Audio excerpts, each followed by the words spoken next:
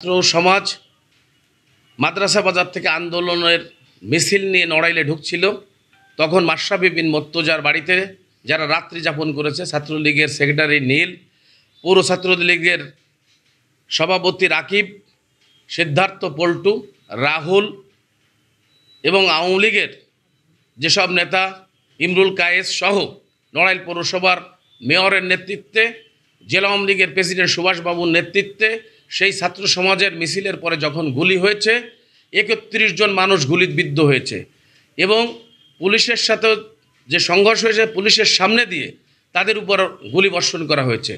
যাই হোক, তারপরে ৫ তারিখে যখন সারা বাংলাদেশ থেকে দুঃশাসনের অবসান হয়েছে, শেখ হাসিনা পালিয়ে গিয়েছে, তখন যারা গুলিবিদ্ধ হয়েছিল, এই দুঃশাসনের বিরুদ্ধে যখন মানুষ জাগ্রত হয়েছিল, সেই মানুষগুলোই আমরা যারা বিএনপি করি, আমরা যারা আন্দোলনে ছিলাম, ১৭ বছরের নির্যাতনে ছিলাম, আমার নিজের বাড়িতেও ভাঙচুর হয়েছে, তার দায়ও আমি দিতে চাই না।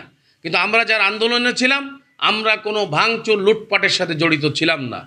আমরা দেখেছি নড়াইলে ছাত্র সমাজ যারা গুলিবিদ্ধ হয়েছিল আর যারা এই দুঃশাসনের শিকার হয়েছে, বিশেষ করে মাছপাড়া ইউনিয়নের বিভিন্ন স্কুল কলেজ থেকে মহামান্য এমপি সাহেবের ভোটে নির্বাচিত নয়, যিনি জনগণের ভোটে নির্বাচিত নয়, দিনের ভোট রাতে নিয়ে যিনি এমপি হয়েছেন, তার বাবার কুকীর্তির কারণে, যিনি আমার জানা মতে মাছপাড়া ইউনিয়নের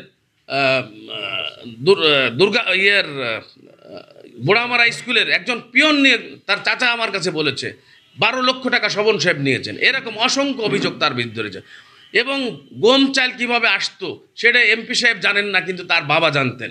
বিভিন্ন লোকের সাথে চাকরি বাকরির অর্থনৈতিক সমস্যা ছিল, সেই সব পুঞ্জীভূত ক্ষোভ আগুনের মতো দাউ দাউ করেছে বাংলাদেশে এই ছাত্র সমাজ এবং মাছপাড়া ইউনিয়ন সহ গ্রাম থেকে এসে মানুষ তাদের বাড়িতে আগুন ধরেছে। এর সাথে বিএনপির কোনো সংঘর্ষ বা আমরা যারা আন্দোলনে শরিক ছিলাম, আমরা কেউ জড়িত নই। আমরা নড়াইলের যারা সাংবাদিক আছেন, বুদ্ধিজীবী আছেন, আপনারা দেখেছেন যে আমাদের কোনো নেতাকর্মীরা সেখানে গেছিল কি না। এটা ক্ষোভের বহিঃপ্রকাশ ঘটেছে মাত্র, এর সাথে